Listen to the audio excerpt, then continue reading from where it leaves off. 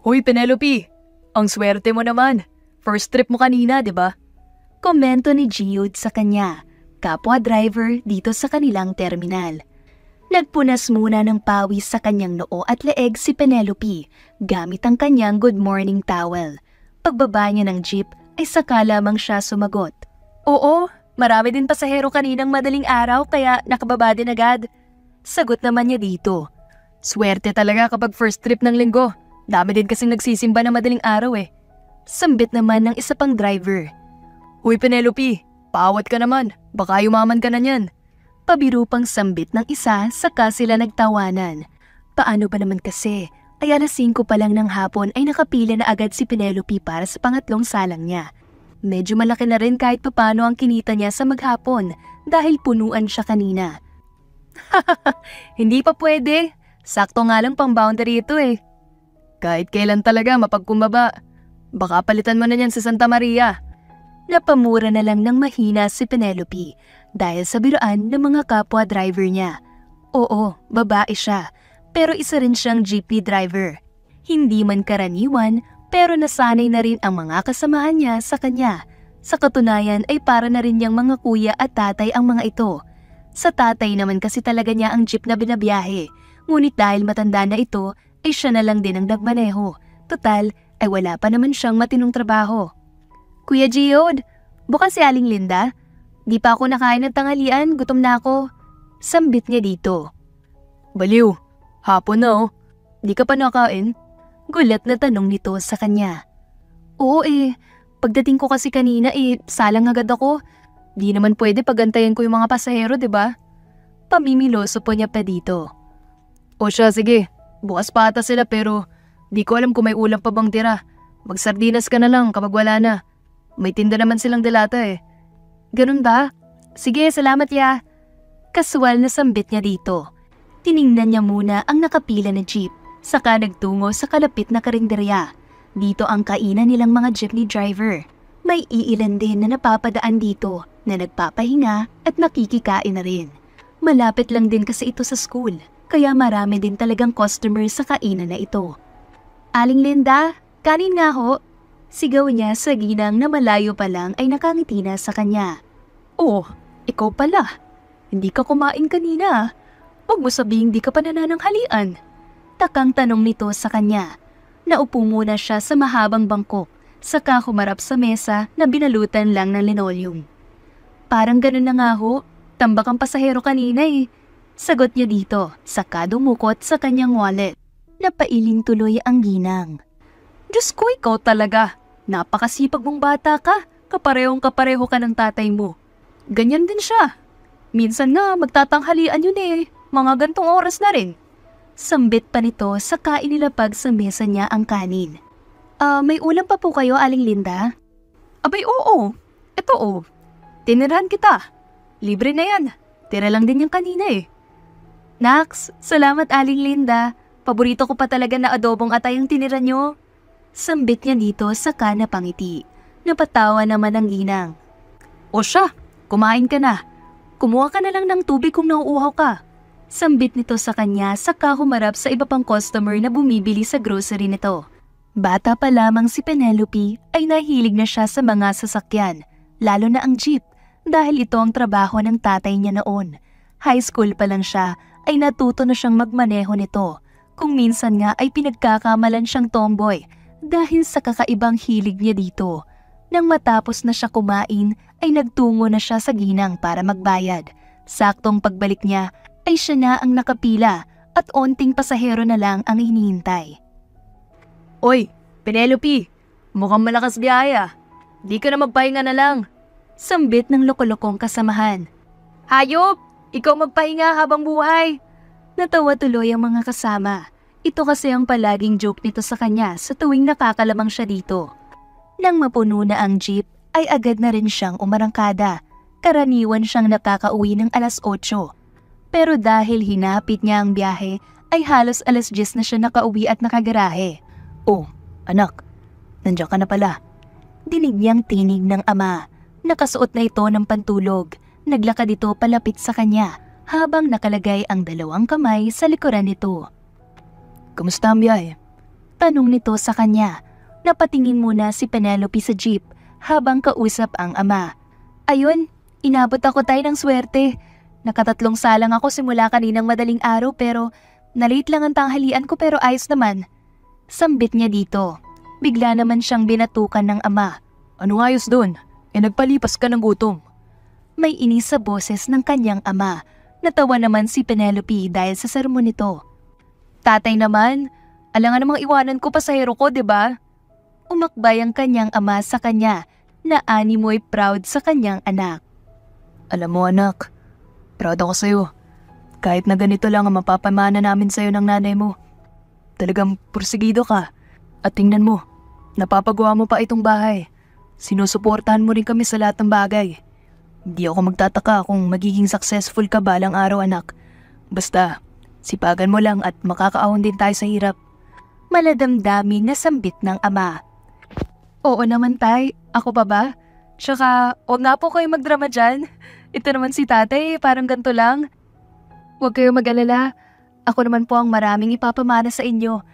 Baka gusto nyo, bilan ko pa kayo ng tangke de gera eh. Biro niya dito. Nagtawanan naman ang mag-ama. Natapos lamang sila nang lumabas ang kanyang ina at tinawag na sila. Ricardo, Penelope, ano pang iniintay nyo? Pumasok na kayo at may bisita pa tayo. Sambit ng ina. Agad na napakunot noo si Penelope. Bisita? Baka may kumari ka na naman na bumisita, ma. Takang tanong niya dito. Napailing ang ama saka napayuko. Ewan ko ba dyan sa mama mo? Kung sino-sino ang dinadampot sa daan. Sambit ng ama. Napakunot noo tuloy si Penelope. Sumunod siya sa mga magulang nang walang pasabi itong pumasok sa loob. Kahit papano ay nakaayos naman ang bahay nila at may kaluwagan. Agad siyang dumiretso sa sala at doon naabutan ang isang lalaki na nakaupo sa sofa nila. Nakatalikod ito kaya hindi niya agad nakita ang mukha nito. Iho, pasensya ka na sa paghihintay ha. Nandito na ang anak namin na sinasabi namin sa'yo. Sambit ng kanyang ina. Napakunot noo si Penelope, saka napatagilid ang ulo para silipin ang mukha ng lalaki. Sakto naman na tumayo agad ito at tumingon sa kanya. Pinanliliitan ng mata ni Penelope ang lalaki dahil hindi naman niya ito kilala. Sino ka? Takang tanong ni Penelope sa lalaki. Anak, siya yung bisita natin. Dito muna siya makikitulog ngayong gabi. Sambit ng kanyang ina. Ha? Hindi ko naman kilala yan. Bisita mo ba, ma? Agad namang napalingon ang ina sa kanya at para bang nais magpaliwanag sa kanya. Anak, shh, huwag ka na maingay. Halika, ipapaliwanag ko sa'yo. Sambit ng ina, saka siya hinawakan sa braso para hilahin papunta sa kusina. Nanatili pa rin nakatingin si Penelope sa lalaki hanggang sa makarating sila sa kusina. Ma, sino yung lalaking yun? Takang tanong niya sa ina. Anak, kasi kanina namalengke kami ng papa mo. Tapos nadaanan namin siya. Mukhang naliligaw kaya ayun tinanong namin siya. Sabi niya ay naliligaw daw siya. Gabi na anak at mukhang wala rin siya matatakbuhan. Kaya tinulungan namin siya. Kawawa naman anak. Sambit ng ina sa mahinang boses. Ma, naiintindihan ko. Kaso di natin siya kilala. Malay ba natin kung sino yan at baka may gustong takasan kaya naligaw. Napayuko naman ang ina. Oo anak, tumatakas siya sa kanyang magulang. Oh, sabi na eh. Tapos sa magulang niya pa siya tumatakas? Wala pala siyang good manners eh. Anak, huwag mo muna siyang husgahan. Ikinwento niya sa akin kanina na lumaya siya sa kanila dahil pilit siyang ipinapakasal ng magulang niya sa anak ng ka-business partner nila. At ayaw niya noon. Kaya para makaiwas sa kasalan ay tumakas siya. Nagkataon naman na nawala ang map na hawak niya. Kaya naman hindi na niya alam kung saan siya pupulutin. Paliwanag ng kanyang ina sa kanya. Pero ma, paano ka nakakasiguro na tama nga ang sinabi niya na hindi yan masamang tao? Tanong niya dito. Basta anak, magtiwala ka sa akin. Kutob kong mabuti siyang tao. Sambit nito. Hanggang sa makabalik sila sa sala ay naabutan nila ang kanyang ama at ang lalaki na nag-uusap. Honey, magluluto ulit ako para makakain tayo. Para makasabay na rin natin si Penelope. Sambit ng ina sa kanya. Habang abala ang parents niya sa pakikipag-usap sa lalaki, ay hindi naman maiwasang pagmasdan ni Penelope ang lalaki. Napapakunot noo siya dito, dahilan para makonscious naman ang lalaki. Ano nga ang pangalan mo? May bahid ng kayabangan sa boses ni Penelope, pero ganun din kasi talaga ang boses niya. I'm Johan Gia. Sagot nito sa kanya. Kung umalis ka sa inyo para takasan ng kasal, bakit ka dito pumunta? Hindi ba pwede sa kabilang bahay or sa kabilang barangay? Diretsyong tanong niya dito. Manang saw me and helped me. That's why I'm here and Hep! Magtagalog ka nga. Parang di ka Pilipino no? Huwag mo kong i-Englishin sa teritoryo ko. Matapang na sagot niya dito. But I'm not that fluent in Tagalog. Sagot ng lalaki. Foreigner ka ba? No, I'm Filipino. Pilipino pala Huwag mo ko i-Englishin. Naiintindihan kita at kaya ko rin magsalita. Pero masyadong sosyal kung mag-i-English tayo dito. Sambit niya dito. Sa katunayan ay concerned lang naman si Penelope dahil hindi masyadong nakakaintindi ang Ingles ang magulang niya at ayaw niyang ma-left out ang mga ito. Hindi niya gusto na sila lang ni Johan ang nagkakaintindihan. Sorry. Okay, I'll try. Sagot nito sa kanya. Hanggang kailan ka dito mananatili sa bahay? Tanong ulit ni Penelope. Kahit hanggang ngayong gabi lang. Mapapansin ang maotoridad na tingin ni Penelope sa lalaki. Ganito na kasi siya lumaki at talagang nagmana siya sa ama na matapang ang muka. Medyo nakakatakot man pero hindi ang boses niya na medyo matinis. Anak, kakain na. Tawagin mo na rin si Johan. Sambit ng ina habang abala silang mag-asawa mag-ayos ng kainan sa mesa. Oh, kakain na daw. Mauna ka na doon para makakain ka na rin. Sambit ni Penelope, saka naglakad na paakyat ng hagdan. Sinundan pa ito ng tingin ni Johan, habang ang dalaga ay inuunat ang kanyang ulo at mga braso. Maya-maya ay bumaba na rin si Penelope. Napatingin si Johan dito at nagulat na makita ang dalaga na nakasando lang. Makikita sa gilid nito ang bra na suot. Agad tuloy na paiwas ng tingin si Johan. Sarap ng sabaw! Parang bata na sambit ni Penelope, habang sarap na sarap sa paghigop nito. For some reason, she's not that scary right now, unlike earlier. Anong klaseng babae ba siya? Para siyang lalaki kung umasta. Nakataas pa ang isang paa sa upuan habang kumakain. Ang lakas kumain habang nakakamay. At parang hindi babae kung kumain. Sa isip-isip ni Johan habang pasimpleng nakasilip kay Penelope. Sakto namang napatingin ng dalaga sa kanya, dahilan para magsulubong ang kanilang tingin sa isa't isa. Gusto mo? Tanong ni Penelope, saka itinaas ang bone marrow na sinusupsop niya. No. Busog na ako. Nahihiyang sagot ni Johan. Nang matapos na silang kumain ay nagtungo na sila sa kani-kanilang kwarto, habang si Johan naman ay nanatili sa sofa sa sala. Damn, why isn't he answering me? Where do I sleep tomorrow? Frederick, please answer the goddamn phone. Inis na bulong niya sa sarili habang panay ang tipa sa kanyang telepono. Doon lamang niya napagtanto na nawala na siya ng signal. Shit, ngayon pa talaga. Inis na saad pa niya, saka napatingin sa telepono. Mahirap ang signal dito kapag gabi. Tinig niya na tinig ng babae sa likuran niya. Agad siyang napalingon dito at nakita si Penelope na naglalakad palapit sa ref. Nakasuot lamang ng sando at shorts ang dalaga habang nakamessy ba ng buhok. Napakunot noo si Johan. Oh, bakit? Napakibit balikat naman ng dalaga saka uminom ng tubig. Kung ako sa'yo, bukas ko natatawagan kung sino yung taong yan. Matulog ka na dahil paniguradong mapupuyat ka kapag nagpagabi ka pa ng husto. Paalala nito sa kanya, saka naglakad na paakyat. Sinundan naman niya ito ng tingin. Hindi niya maiwasang humanga kay Penelope dahil sa maangas nitong aura. Kung titingnan ay katulad ito ng tita niya na mayroong male aura na siyang nakaka-intimidate para sa mga katulad niyang lalaki. Napangiti siya ng bahagya.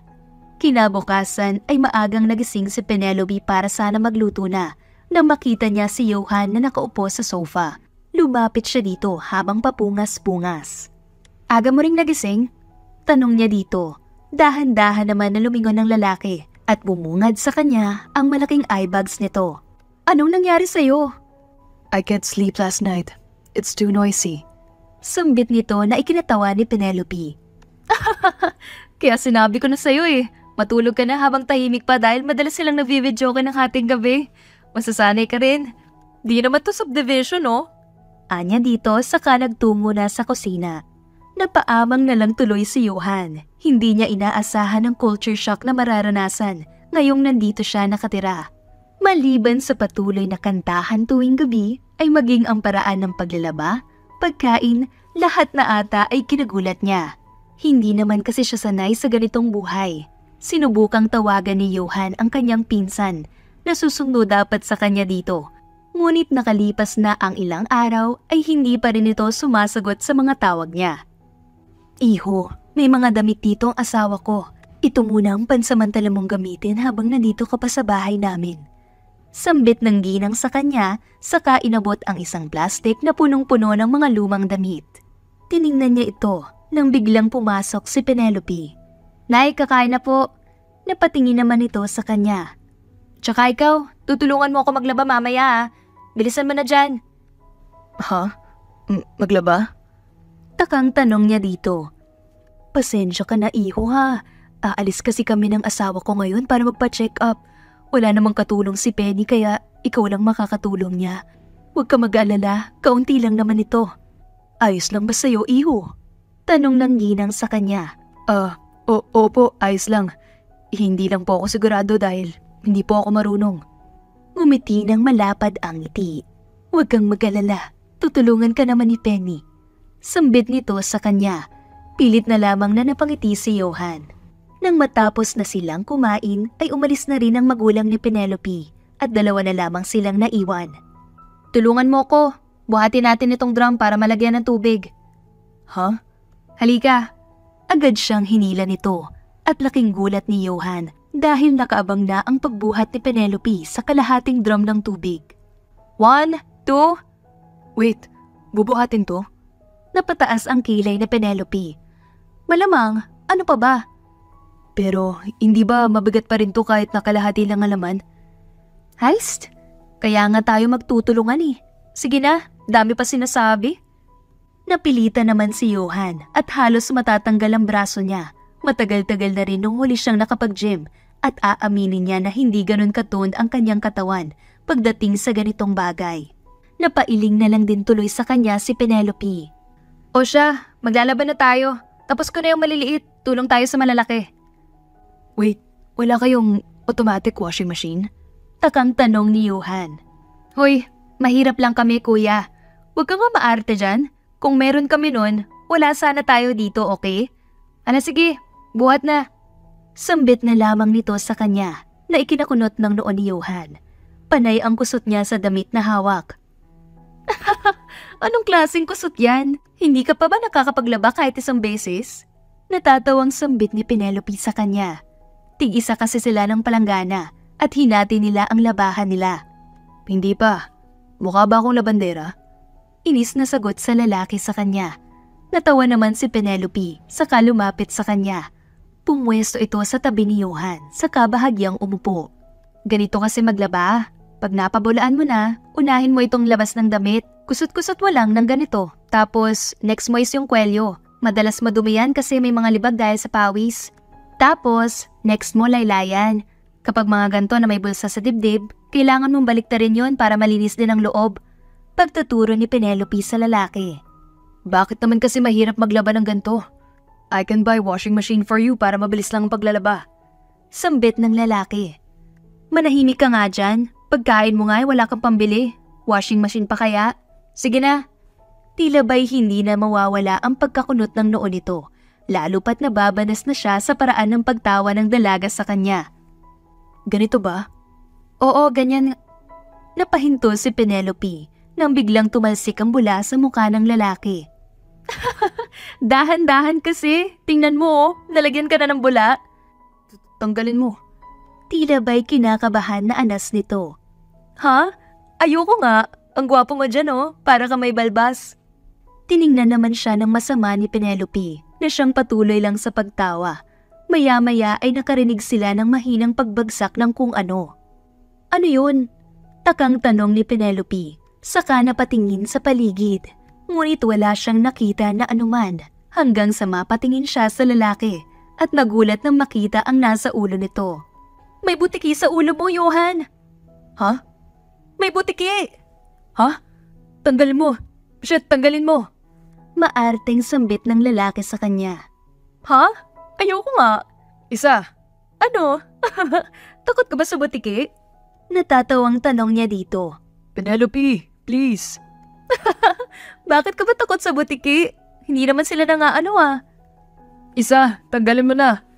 Inis na sambit pa nito sa kanya. Natatawang lumapit si Penelope sa kanya habang nakapikit lamang si Johan. Ang bading mo naman, parang butiki lang eh. May trauma ako sa butiki. Maikling sagot nito. Ano? Nataihan ka? Natatawang sambit nito sa kanya. Hindi naman maiwasang mahiya ni Johan, lalo pat parang ganun na nga rin ang naging karanasan niya noon sa butiki. Ang masakit pa ay nahawakan niya ito at hindi inaakalang tae pala yun, kaya naman inamoy niya pa ito. Tawang-tawa tuloy si Penelope sa kanya dahil dito. Kaya ka pala na trauma? Natatawang sambit nito sa kanya, saka bumalik na sa paglalaba. O siya, maglaba ka na nga dyan. Napatingin naman si Johan sa mga labahin niya at dumukot ng panibagong lalabhan. Ngunit nagulat siya ng isang panty ang nakuha niya dito. Punye, anong ginagawa niyan dyan? Akin na yan!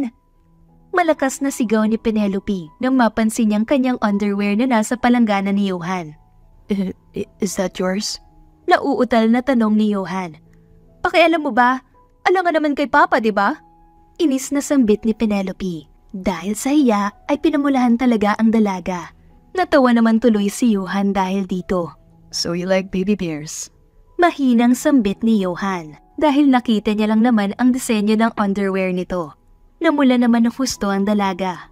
Manahimik ka nga, wala kang nakita. Sambit ni Penelope. But I saw it. I even touched it. Asar naman ni Johan sa kanya pabalik. Dahil sa inis ay nagtampisaw si Penelope ng bula papunta kay Johan. Hey, stop it. Wala ka sabing nakita eh. Stop it. Basa na tayo. Natatawang sabi ni Johan, ngunit inis pa rin siyang tiningnan ni Penelope.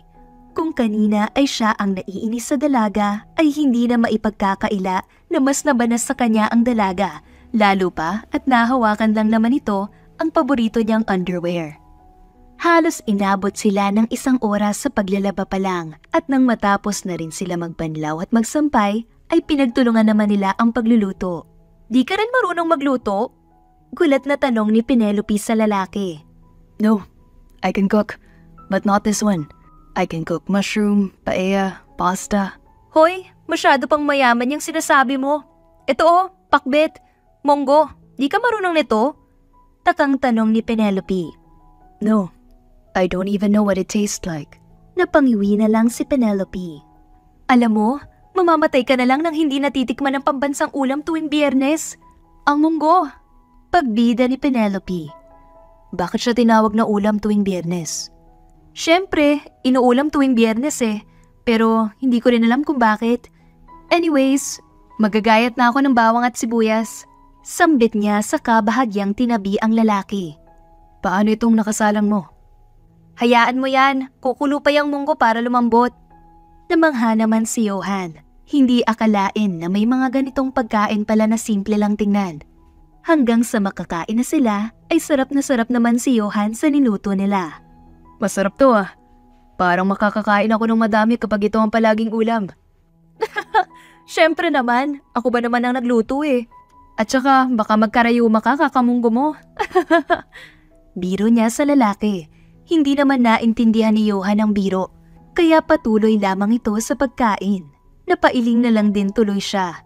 Dahil coding naman kasi ngayon ni Penelope at tapos na rin siya sa gawaing bahay ay naisipan niyang gumala. Johan, gusto mo gumala? May motor si Tito sa kabilang bahay, pwede nating hiramin. Magala tayo. Nakangising sambit niya dito. Hindi ba tayo papagalitan ng mama mo kapag dumating sila? Hindi yan. Ako bahala. Jika? Unti-unting napangati si Johan. Sige ba? Sabi mo eh. Ang iisipin sana ni Johan na problema sa parte niya ay biglang naglaho dahil sa pag-aya sa kanya ng dalaga.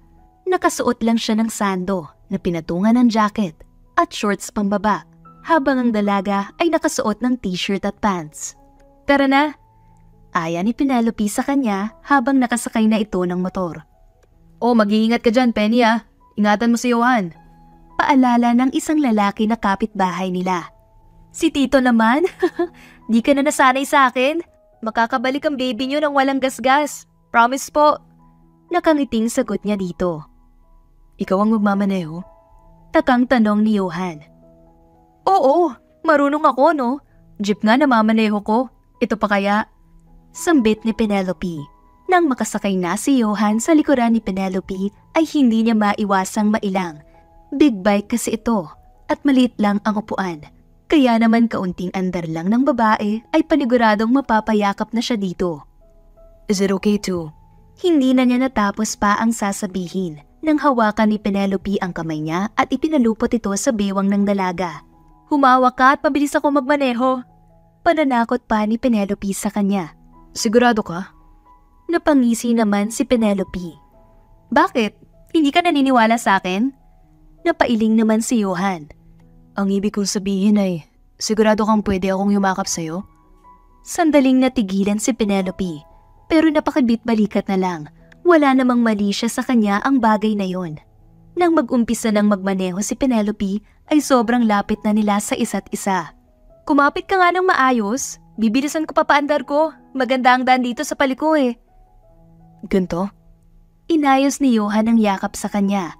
Medyo kinabahan si Penelope, pero pilit niyang hindi binibigyan ng mali siya ang hawak nito.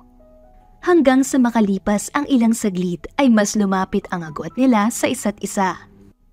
Kumapit ka lang ha? Mahinang sambit ni Penelope dito. Don't worry, I'll be hugging you to the rest of the ride. Sambit ng binata sa kanyang tenga habang nakangiti ito. Ilang saglit lamang ay tuluyan na rin silang nakarating sa pupuntahan nila. Hindi maiwasang mamangha ni Johan nang makita ang kabuuan ng baryo mula sa kinatatayuan. Nasa gilid sila ng bangin at mula sa kanilang kinatatayuan ay tanaw nila ang papalubog na araw at ang hampas ng hangin sa kanilang muka. Kita mo? Ang ganda dito, di ba? Masarap dito mag-camping tuwing gabi. Anas ni Penelope. Agad namang napatingin si Johan dito, ngunit agad siyang napatikom nang akma siyang magsasalita nang makita ang paghangin sa mukha ni Penelope. Tinangay nito ang buhok ng dalaga na siya namang inipit nito sa kanyang tenga. Napangiti ng palihim si Johan. Ilang oras din silang nanatili na nakatanaw sa papalubog ng araw hanggang sa magdilim na. Tara na, gabi na eh. Sambit ni Penelope sa kabahagyang napayakap sa sarili. Paano ba naman kasi ay sobrang lamig na rin at malakas din ang ihip ng hangin. Maya-maya ay nagulat na lang siya nang biglang ihagis sa kanya ni Johan ang jacket nito. Here, take that. Sambit nito sa kanya. Sige, salamat ah. Sanay naman na kasi si Penelope na gumamit ng jacket ng lalaki. Ngunit hindi niya akalain na mainit itong suotin. Nawala ang panlalamig niya. Idagdag pa ang natural na amoy ng lalaki. Hindi ito sobrang bango at hindi rin mabaho. Para bang nakakaakit ang amoy nito at alam niyang hindi iyon mula sa isang pabango. Nauna naman naglakad si Johan papunta sa motor saka sumakay doon. Ako naman ang magmamaneho. Come on, sakay na. Sambit nito sa kanya. Marunong ka? Gulat na tanong ni Penelope. Napangisi si Johan sa kanya. What do you think? Napailing na lang tuloy si Penelope saka umangkas sa likuran nito. Sige nga, tingnan natin. Sambit ng dalaga saka sumakay sa likuran nito at yumakap sa binata. Habang nagmamaneho ay hindi maiwasang maisip ni Penelope. Johan, tawag niya dito. Bakit hindi ka sumama sa akin mamasada? Huh? Tutal, wala ka pa namang mauuwian. Ayaw mo bang sumama bukas sa pamamasada ng jeep? Promise, may enjoy mo rin naman ang biyahe kahit papano. Sambit ng dalaga saka nakayakap sa likuran nito. But you need to teach me first. Sambit nito sa kanya. Oo naman, nakangiting sagot ng dalaga. Kinabukasan, katulad ng napag-usapan ay inaya niya ang binata na magmaneho ng jeep kasama siya. Hindi naman niya ibinigay ang manibela dito. Bagkus ay ito ang naging konduktor niya. Oh, mukhang may bago kang kasama, Penelope ah. Bati sa kanya ni Kuya Giod pagdating nila sa terminal. Kuya Giod, gandang umaga. Bati niya dito saka ipinarada na ang sasakyan. Wala inaya ko na. Wala naman siyang ginagawa sa bahay. Oh, may nobyo ka na pala, Penelope. Hindi ko siya nobyo, kuya.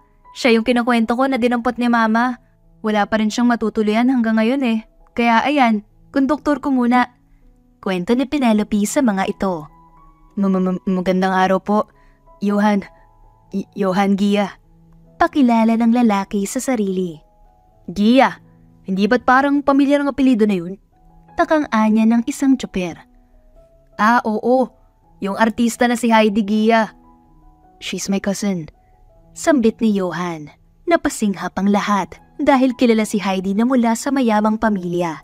But I'm not part of that family anymore. I chose to leave. Napayuko si Johan nang maramdaman ang pagsiko sa kanya ni Penelope. Saka lamang niya napansin ang kakaibang tinginan ng mga tsoper. Mukhang mapapalaban ang ating Ingles dito ah. Di ba yan nagtatagalog, Penny? Tanong ng isa sa mga ito. Pasensya. Marunong ako magtagalog. Ayun naman pala Akala namin ay mag-Inglesan na tayo dito. Nagtawanan ng mga ito. Maya-maya ay nag-usap-usap na lamang ang mga tsoper. Hindi naman makarelate si Johan at napapatingin na lamang kay Penelope na nakikitawa sa mga kasamahan na driver. Yang si Johan, marunong na ba yan magkonduktor? Tanong ng isa sa dalaga. Mukhang marunong naman na siya. O ganto, Johan. Turuan kita ng teknika. Sambit ni Giod sa kanya saka ipinakita ang mga dalang pera. Ganto magtubi ng pera. Tutupiin mo sa kalahati ng pahaba. Tapos, iipit mo dito sa mga daliri mo. Bakit? Hindi ba pwedeng sa bag or sa bulsa? Tanong ni Johan. Hindi.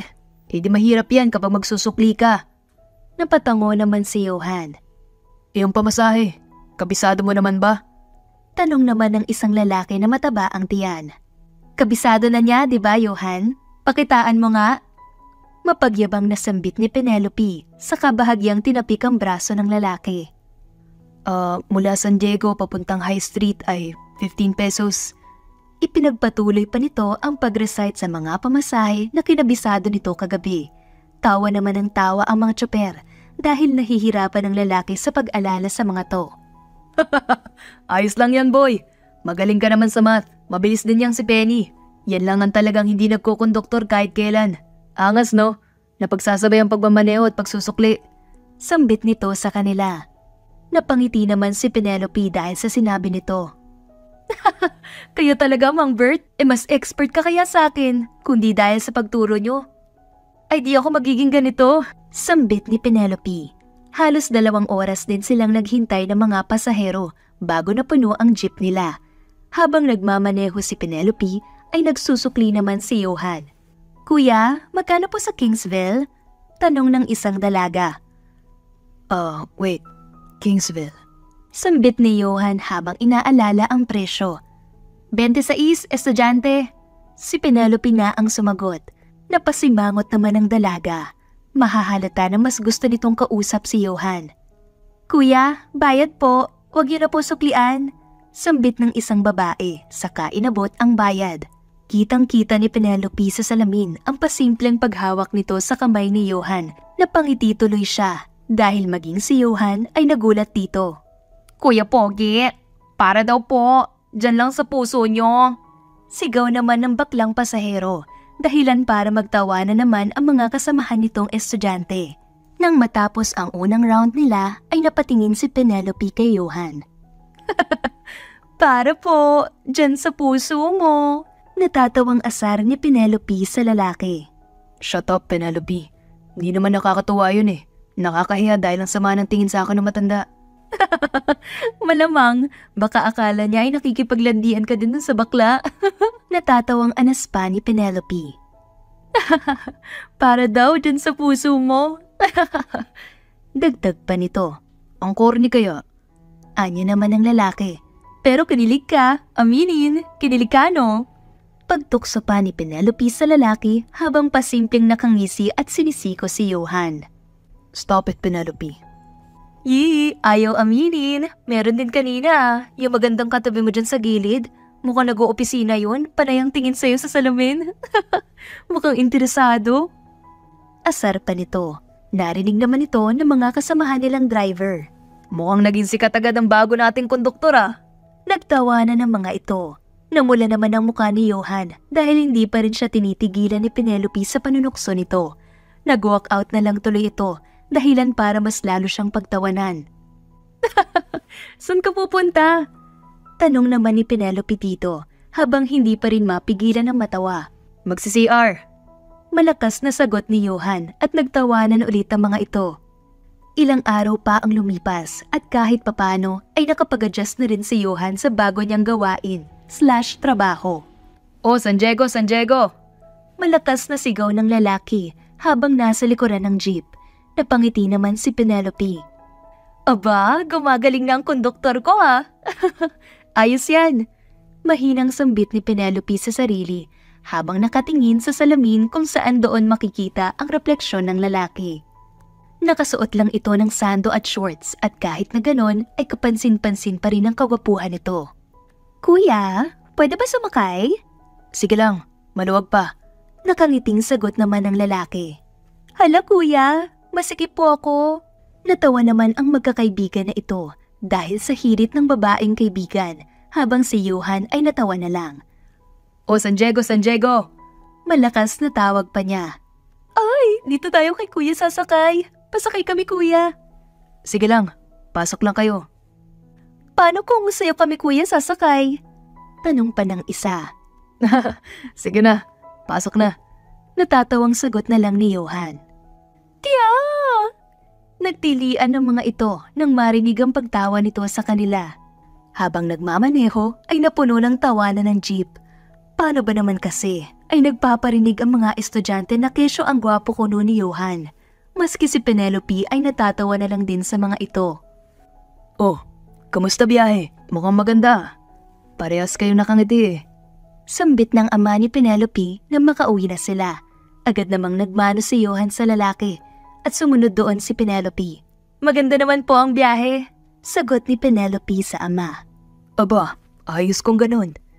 Dahil po talaga yun kay Johan, tay. Hatak na hatak niya mga pasahero eh. Sambit ni Penelope sa ama. Aba, buti at sa jeep sumakay at hindi sa'yo. Nagtawanan sila dahil sa biro ng ama nito. Ay, muntik na ho, tay. Akala ko man din ay sasakyan niya eh. Sagot ni Penelope sa kanatawa. Hindi na po, medyo nasasanay na po at saka ayoko pong makulong. Karamihan kasi mga bata eh. Mga high school pa po ata mga yon.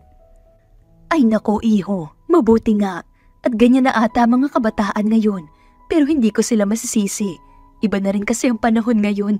Hayaan mo na lang at tawanan mo na lang. Sagot naman ng nanay ni Penelope. Parang ganun na nga ho. Sagot ng dalaga. Katulad ng nakasanayan ay sabay-sabay ulit silang kumain ng hapunan. Maaga namang nagpahinga ang mga magulang ni Penelope dahil may check-up ang mga ito bukas. Agad na napalingon si Johan sa paligid at hinanap si Penelope. Napakunot siya dahil wala rin sa kusina o sala ang dalaga. Penelope, tawag niya dito saka naglakad papunta sa garahe. Doon niya nakita ang dalaga, naabala sa pagtingin at paglilinis ng jeep. Oh, nandiyan ka pala. Akala ko natulog ka na. Takang tanong ni Penelope na mapansin siya nito. Oo. Hinahanap kita eh. Naalala ko na may nagbayad pala sa akin ng 100. Nailagay ko sa bulsa ko. Ibibigay ko sana sa'yo. Sambit ni Johan. Sige na, sa'yo na yan. Nakapag-boundary naman ako eh. Sagot naman ni Penelope. Napangiti na lamang ang binata saka lumapit sa dalaga. Grabe, ang galing mo talaga pagdating sa ganito, Penny. Kabisado mo na rin ba mga parte ng sasakyan mo? Tanong ni Johan dito. Oo naman, bata pa lang ako ay ito na ang bahay-bahayan ko eh. Paabot naman ng screwdriver. Utos niya dito. Nasa ilalim ang dalaga dahil may inaayos ito sa makina. Maliban pala sa pagiging driver ay marunong ka rin mag-ayos. Solid, napakaangas. Sambit niya dito. Nagulat naman si Penelope dahil sa paraan ng pagsasalita nito. Anyari sa'yo? Pansin ko ay bihira ka nalang mag-Ingles. Nahawa ka na ata sa pagsasalita ng mga driver sa terminal ah. Maging si Johan ay nagulat. Talaga ba? Mukha nga. Paano ba naman kasi ay sila-sila din ang palagi nating nakakasama. Nakakasawa na nga minsan eh. Natawa silang pareho. Mas lumapit pa si Johan para tulungan ang dalaga. Ilang sandali lang ay napansin ni Penelope ang pagtitig ni Johan sa kanya. Hoy, bakit ganyan ka naman makatingin sa akin? Akala mo naman ikakainin ako ng buhay eh. Natatawang biro ni Penelope dito. Sorry, naiisip ko lang kung may jowa ka na ba? Tanong ni Johan sa dalaga. Pero mukhang wala naman. Ilang linggo na rin ako dito pero wala pa akong nakikita na lalaki dito sa bahay, maliban sa tatay mo. Hindi na nakasagot si Penelope dahil si Johan na rin ang sumagot sa tanong nito. Alam mo naman pala eh. Oo, wala pa akong nobyo. Tsaka, wala pa akong nakikitang matino dito sa lugar namin. Kung hindi babaero, magaling lang sa salita ang mga lalaki dito. Sagot niya pa sa binata. Actually, iniisip ko na ito ng ilang araw, Penelope. Ang alin? Pwede ba akong manligaw sa'yo? Diretsyong tanong ni Johan sa kanya. Huh? Napalingon ang dalaga sa lalaki at hindi inaasahan na lumapit ito sa kanya. Halos ilang pulgada na lang ay maglalapit na ang kanilang mga labi kaya agad na napalunok si Penelope. I mean it. Can I court you? Sambit ni Johan. Hindi inalis ang tinginan nilang dalawa sa isa't isa kasabay ng paghawak nito sa kanyang kamay. 2 linggo na matapos ang pag-amin na yon ni Johan sa kanya. Kahit papano ay natatanggap na rin niya ang pagbabago sa setup nilang dalawa. Penelope, kakain na. Aya sa kanya ni Johan. Katulad kahapon ay ito ulit ang nagluto. Tinawag muna ng binata ang mga magulang niya at maging si Penelope nakakagising lang. Good morning, Nay. Tay. Bati niya sa mga ito. Good morning, anak. Bati din ng mga ito. Papungas-pungas pa siyang naupo sa upuan niya nang bigla niyang maramdaman ang paghalik ng kung sino sa kanyang pisngi. Good morning, gorgeous. Sambit nito sa kanya. Napatakip naman ng bibig ang kanyang ina na animoy kinikilig dito. Hindi makapaniwalang napatingin si Penelope kay Johan, saka ito pinagbulatan ng mata. Ngunit sa halip na matakot at kabahan, ay natawa lamang ang binata sa kanya. Kumain ka na. May biyahe pa tayo ngayon, diba? Huwag ka mag-alala. Nalinis ko na yung jeep. Sambit nito sa kanya. Oo, tama ang asawa mo, Si Johan, anak. Kumain ka na.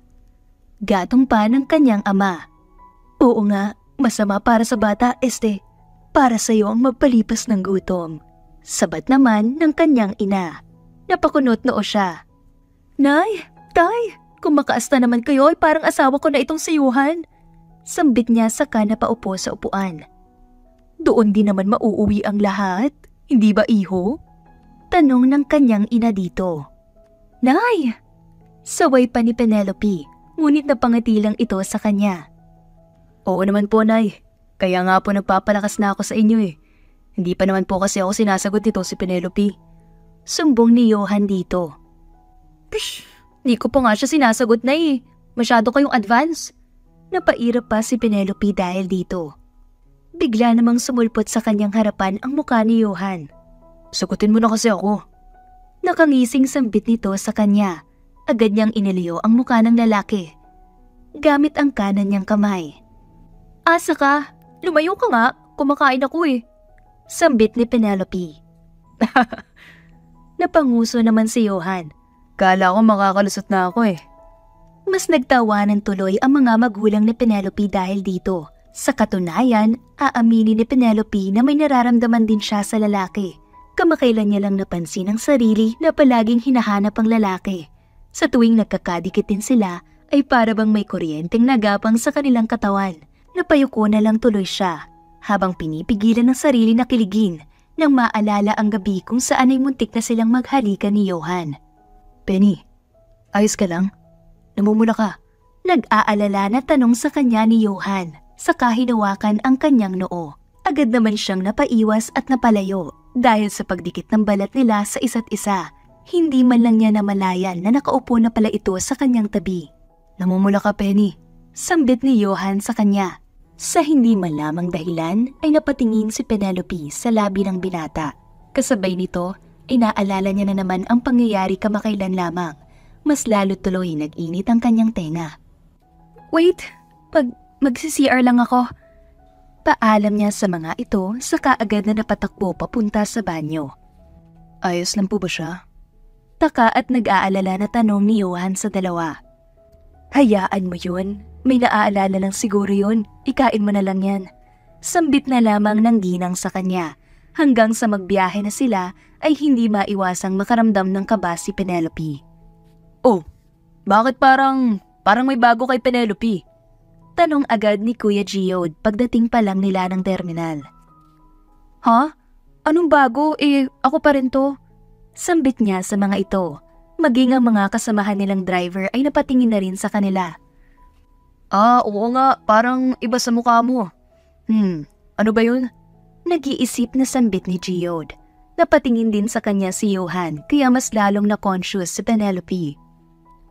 Teka, naka-makeup ka ba, Penelope? Takang tanong ng isa nilang kasamahan. Oo nga, naka-makeup. Tama, makeup. Mas nagliwanag ang mukha ni Penelope. Naku, nagdadalaga na ang aming news. Asar sa kanya ng isang kasamahan nila. Agad na nahiya si Penelope. Ano ba yan? Bakit kasi ako agad ang napansin nito ni Kuya Giod Nakakainis naman. Tinry ko lang naman gumamit ng makeup ni Mama. Di ko alam na mapapansin nila. Mga bakla ba sila? Sa isip-isip ni Penelope. Bakit? Ano naman ang masama? Kahit na driver siya, babae pa rin naman si Penelope Di ba, Pen? Akbay na tanong sa kanya ni Henry, isa sa mga konduktor dito. Lumayo ka nga, Henry. Oo na. So sino naman yung lalaking yun Nagpapaganda ka na ngayon Kansyaw pa nito sa kanya. Magtigil ka, wala to. Naisipan ko lang gumamit. Masama ba? Sagot niya dito ng pabalang. Ito naman, tinatanong ko lang Pero bagay naman sa yan, Penelope. Mas maganda nga yan na nag-aayos ka Mas lumalabas ang pagiging morena mo. Sambit ng mga ito sa kanya. Napangiti siya dahil sa komento ng mga ito. Saglit siyang napatingin kay Johan at saktong nagkatinginan sila. Sinubukan niyang tanongin ito gamit ang pagtaas ng kanyang kilay. Ngunit mukhang hindi niya ito nahalata. Kaya nag-iwas na lang din ng tingin si Penelope. Na-awkwardan siya dahil sa paraan ng pagtingin ng lalaki sa kanya. Wala man lang siyang sinabi kanina kahit na nakasuot ako ng makeup. Sa isip-isip ni Penelope habang nakatingin sa lalaki gamit ng salamin. Napahinto kasi sila dito sa palengke at nagtawag si Johan ng mga pasahero. Ay, tulungan na kita, miss. Saan ka ba? Tanong ni Johan sa babaeng may dalang malaking bag. Ay, salamat kuya. Ang gwapo niyo, ang gentleman niyo pa. Kinikilig na sambit ng babae. Sige, pasok na kayo, miss. Sambit nito sa kanya. Otomatikong napairap si Penelope. Sus, ang arte naman ni ate. Parang ang gaan-gaan lang naman ang dala niya Nagkunwari lang na mabigat para tulungan siya ni Johan. Pagbuhuling ko kayong dalawa Sa isip-isip niya. Ngunit ilang sandali lamang ay napatakip ng kanyang bibig ang dalaga. Teka, nagsiselos ba ako? Hindi siya makapaniwala na nakakaramdam nga siya ng inis dahil sa kanyang nasaksihan. Hindi naman siya ganito noon kahit na may humawak pa kay Johan. Penelope, ayos ka lang? Tanong ni Johan sa kanya. Doon lamang natauhan si Penelope at nakita si Johan na nasa kanyang tabi na. Oo. Tapos na ba? Puno na? Natataranta na tanong niya at agad na napaiwas ng tingin. Oo, puno na. Sagot nito sa kanya. Sumakay na rin ito sa likod dahil sumabit lamang ito. Makalipas ang kanilang unang biyahe ay tanghalian na nila. Tara, kumain muna tayo, Penny. Aya ni Johan sa kanya. Hindi alam ni Penelope kung paano iiwasan ng lalaki. Shit, hindi pwede to. Kailangan kong pigilan ang nararamdaman ko para kay Johan. Baka mahalata niya na nagsiselos ako sa kanila kanina. At... Penelope, kakain na kayo. Sabay na kami. Aya sa kanila ni Jed, isa sa mga driver dito. Napatingin si Penelope. Tama, kung iiwasan ko si Johan para maintindihan ang nararamdaman ko, I would need Jed. Sa isip-isip niya. Agad-agad siyang bumaba ng jeep at sumunod dito. Napakunot noon naman si Johan. Hindi niya maiwasang mainis. Kanina pa siya sa gilid ng jeep at inaaya si Penelope, pero hindi man lang siya sinagot. Habang si Jed, na ngayon palang nagtawag sa dalaga, ay sinundan na agad ito. Wala naman siyang ibang nagawa kundi ang sundan ng mga ito. Ngunit ang akala niyang wala lang ay mas lumala nang kumain na sila at nag-uusap ng kung anong tungkol sa makina. Habang si Johan naman ay napilitan na lang na pakinggan ng dalawa at panoorin ng mga ito na mag-usap at magtawanan sa kanyang harapan. Kinahapunan ay maagang gumarahe sina Johan at Penelope. Maalat din kasi ang biyahe ngayong araw, kaya naman hindi na rin sila nagtagal pa. Nay, may ulam kaming binili. Johan, pakitawag si tatay, kakain na kamo. Utos sa kanya nito nang hindi man lang siya tinitingnan. Did I do something wrong? Is she mad at me? And why the hell did she use makeup earlier? Is she trying to impress someone? Sa isip-isip ni Johan. Johan, pakipatay na lang ang TV pagkatapos mo matutulog na ako. Sambit ni Penelope habang umiinom ng tubig galing sa ref. Nais pa man din niyang magtambay dito sa sala, ngunit nandito si Johan at hindi niya magawang tagalan ng presensya nito. Isinarado na niya ang pinto ng ref at sumalubong agad sa kanya ang lalaki na diretsyong nakatingin sa kanya. Oh, anong ginagawa mo dyan? Gulat na tanong niya dito. Are you mad at me? Tanong ni Johan, kapansin-pansin ang lungkot sa mga mata nito. Huh? Anong pinagsasabi mo? Syempre hindi. Sagot naman niya dito at naglakad sa kabilang direksyon, ngunit hinarangan ulit ito ng lalaki. Tell me the truth, Penelope. Huh? Wala nga sabi. Tanggi niya at agad na napalakad sa kabila, ngunit naharangan ulit ito ni Johan. Then, bakit ka naka-makeup kanina? Naglakad siya sa kabilang direksyon. Pakialam mo ba? Hinarangan ulit siya ni Johan. May nagugustuhan ka na bang iba, Penelope? Tanong ni Johan sa kanya. Huh? Si Jed ba? Kapansin-pansin na ang desperadong ekspresyon sa mukha ni Johan. Medyo madilim sa kanyang direksyon, ngunit kapansin-pansin ang nagmamakaawa na mukha nito. Ano ba? Hindi nga. Bakit ba? Nagulat siya nang bigla na lang maglakad papalapit sa kanya si Johan. Dahilan para mapasandal siya sa mesa. Then sino? Kanina, tulala ka at halatang iniiwasan mo ko. May iba ka na bang gusto? Wala na ba akong pag-asa sa'yo? Please tell me, Penelope. I'm begging you. Mababasa ang pagpigil ng iyak na sambit ng lalaki. Sa huli ay hindi na natiis pa ni Penelope ang makipagtitigan dito, kaya napayuko na lamang siya. Hindi. What? Mali ka, Johan. Hindi si Jed ang dahilan kung bakit ako nag-makeup. Ikaw ang dahilan. Mahinang sagot niya habang pilit na itinatago ang hiya. Huh? Hindi mo ba narinig? Ikaw nga. Kaya nga hindi ako makatingin sa'yo ng diretsyo eh. Kaya hindi ko magawang sabihin sa'yo mga katagang nais kong sabihin. Hindi ko magawang tagalan ng mga tingin mo sa akin. Ang simpleng paghawak mo sa kamay ko. Lahat yan ay may epekto sa akin. Pahina na ng pahina ang sagot niya dito. Sandaling katahimikan ang namayani sa kanila, dahilan para mailang si Penelope. Agad siyang napaangat ng tingin sa lalaki. Magsalita ka naman dyan. Para akong tanga dito na. Hindi na niya natapos pa ang sasabihin nang sinapo ni Johan ang magkabila niyang pisngi at hinalikan ng kanyang labi. Masarap at matamis ang bawat halik nito bago ipinagdikit ni Johan ang noo nila sa isa't isa. Ibig sabihin ba nun mahal mo na rin ako, Penelope? Tanong ng lalaki sa kanya habang naghahabol ng hininga. Natawa ng pagak si Penelope. Oo na, sinasagot na kita. Unti-unting lumawak ang ngiti ni Penelope dahil dito, kasabay ng bigla ang pagbuhat ng lalaki sa kanya. I love you too, Penelope. Sambit ng lalaki, saka siya inupo sa ibabaw ng mesa na malaya na lamang nila ang sarili na nasa gitna ng halikan. Mapusok at mainit ang bawat halik nila habang nasa pagitan si Johan na mga hita ni Penelope. Ipinulupot naman ng dalaga ang kanyang kamay sa leeg ng binata at binigyan pa ito ng access para mahalikan at mahawakan siya nito sa katawan ng malaya. I love you too, Johan. Sambit ni Penelope sa pagitan ng mga halik nila habang ang kamay ng lalaki ay naglilibot sa kanyang hita at braso. Para bang isang bombang sumabog ang balitang yon sa lahat. Talaga? Sabi na kayo din talaga ang magkakatuluyan. Sambit ni Geode sa kanila nang malaman na magkarelasyon na sila. Salamat Kuya Geode. Akala ko nga wala siyang balak na sagutin ako eh. Mababasted pa yata ako kako. Natatawang kwento ni Johan dito. Tinapik naman ni Penelope ang braso ng nobyo. Grabe ka naman kung makakwento kay parang sobrang maldita at pinahirapan kita ng husto. Natawa naman ang mga ito. Sa wakas mukhang magkakapo na rin sina kumare at kumpare ah. Imbitahan niyo kami sa kasal niyo ah. Sambit ng isa pang driver. Siyempre naman po. Mayabang na sagot ni Johan. Ano siyempre ka dyan? Magtigil ka nga. Saway naman ni Penelope. Bakit? Ikakasal din naman talaga tayo ah.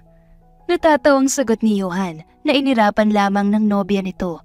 Kahit ganito siya, ay talaga namang kinikilig pa rin talaga siya sa kanyang loob.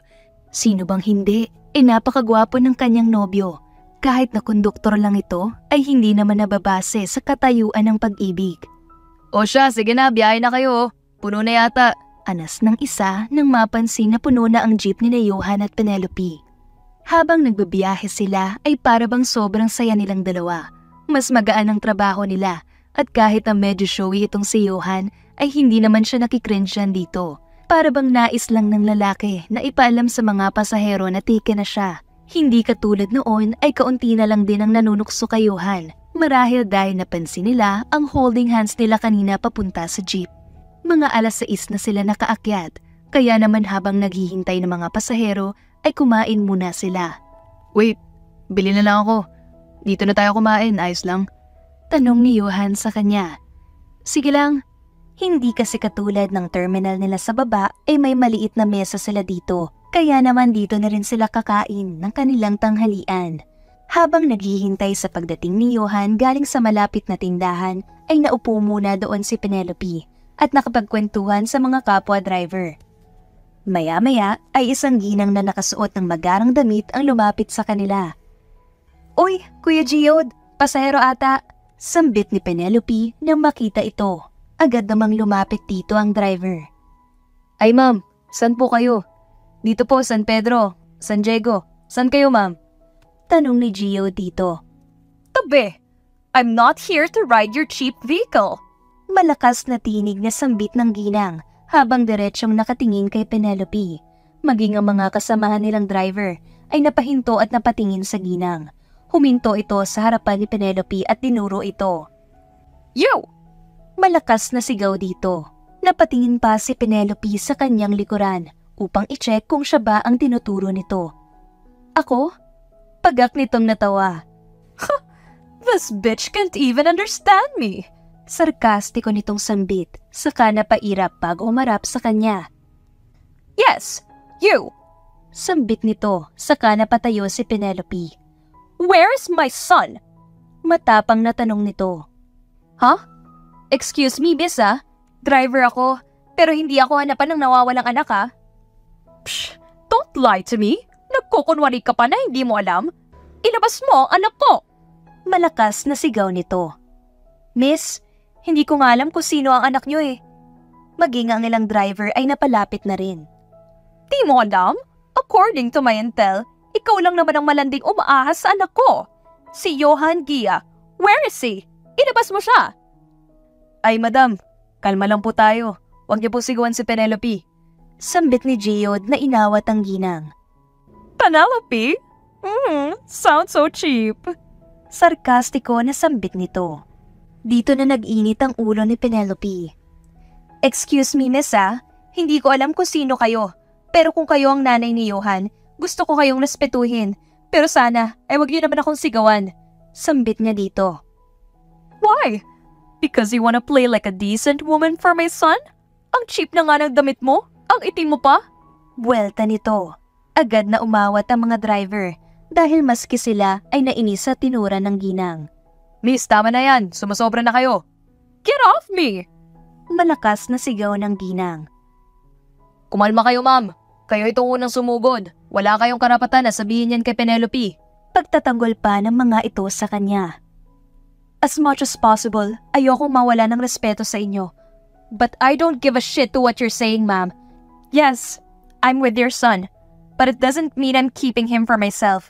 Siya ang tumakbo palayo sa inyo dahil sa pamimilit niyo sa kanya. Matapang na sagot niya dito. Napailing ang ginang at pinilit na kumalma. Mom? Lahat ay napatingin kay Johan, na ngayon ay gulat na nakatingin sa dalawa. Agad namang lumapit si Johan sa mga ito at pumagitna. You're here. How did you find me? Kulat na tanong ni Johan. Of course! I need to take you back from that cheap woman. Seriously, Johan? A jeepney driver? Natawa pa ito ng pagak. Mom, please, get out of here. This is my decision, and I don't want to be in your side this time. Hindi naman makapaniwala ang ginang na makita ang anak na kumampi sa babaeng iyon. Napakross-arm ito at napataas ang kilay sa babae. How much? Tanong nito. Mom. Saway pa ni Johan. 1 million? 2 million? Tell me your price. Sambit nito kay Penelope. Mom, stop it. You wanna know, ma'am? Hamon ni Penelope sa ginang at bahagyang napangisi. Penelope. Kinakabahan na sambit ni Johan. Watch us. Dagdag pa ni Penelope. Nagulat na lamang ang lahat nang biglang hinila ni Penelope ang kwelyo ni Johan at walang pasabi itong hinalikan. Wow! Napatili at napuno ng kantsawan ang buong terminal dahil sa nasaksihan ng lahat. Maging ang mga driver ay kinilig dahil sa maangas at smooth na moves ni Penelope. Yun oh, paniskilig na naman si Johan the boy. Yan ang Penelope namin. Na siyang nagpangiwi sa ginang. Nang mahinto ang paghalik ng dalaga ay tumingin siya sa mga mata ni Johan. I won't take any money as I won't take back that kiss. Sambit ng dalaga. Ang gulat na binata ay para bang kinilig at hindi alam ang gagawin. Nais niyang magtatalon dahil sa tuwa at saya, ngunit hindi naman niya magawa, lalo pa nang makita ang reaksyon ng kanyang ina. Johan, explain this to me. Sambit nito sa kanya. Hinawakan naman niya ng mariin ang kamay ni Penelope, saka humarap sa ina. Mom, please leave us alone. I won't change my mind. I love Penelope. If not her, then I'd rather die. Sambit nito. Dahil sa inis ay napairap na lamang ang ina, saka ito nag-walk out. Saka lamang napansin ni Johan ang ama na nasa gilid na nakatingin din sa kanya. We need to talk about this, Johan. I'll be waiting for you. Sambit nito sa kanya. Yes, Dad. I will. Sagot niya dito. Para bang may anghel na dumaan at pinagmasdan lamang ng mga ito ang papaalis na kotse. At hanggang sa dumaan na ang ilang saglit ay tuluyan na ring nawala ang kotse. Woo! Yun oh, matapang naman pala. Kilig ang tumbong ni Junior. Lakas mo talaga, Penelope. Akala ko sa mga palabas lang nangyayari mga ganun eh. 1 milyon ba? O pag-ibig? Solid!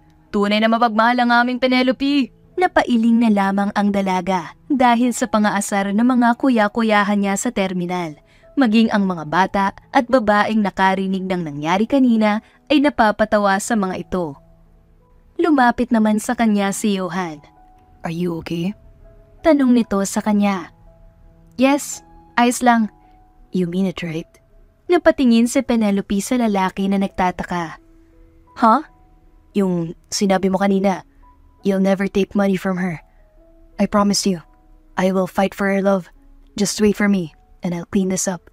Sambit nito sa kanya, saka hinalikan ng kanyang noo. Napapikit naman si Penelope nang yakapin siya ng nobyo. Yes, I will. Mahinang sagot niya dito. Makalipas ang ilang araw ay pansamantalang umalis si Johan para bumalik sa pamilya nito. Hinayaan naman ito ni Penelope. Dahil alam niyang kailangan din talaga nitong makausap ang parents nito. 1 linggo ang lumipas, ay hindi pa rin maiwasang mamiss ng dalaga ang nobyo. Kahit na nakakausap naman niya ito madalas sa cellphone, ay madalas naman itong busy, kaya hindi rin matagal ang kanilang usapan. Penny, halika na dito at tayo ay aalis na. Opo, Nay, pababa na po. Sambit niya dito. Kaarawan kasi ng kanyang ina ngayon at naisipan nilang kumain sa labas. Naghanda siya ng maliit na regalo na binalot niya sa gift wrap. Ayan, nakahanda na ang lahat. Nakangiti niyang sambit sa sarili bago muling napatingin sa salamin at napangiti. Saka nagtungo na sa baba. Sabay-sabay na silang nagtungo sa restaurant na inireserve niya para sa celebration nila. Ngunit bago pa man sila makapasok sa loob ay pinahinto na siya ng tatay niya. Ay anak, bili mo nga muna akong Gatorade. Makalimutan kong dalhin yung akin. Pero tay, may inumin naman sa loob. Oo, pero mas gusto ko ang Gatorade, anak. Ay oo, anak. Baka magtain na naman ang papa mo mamaya.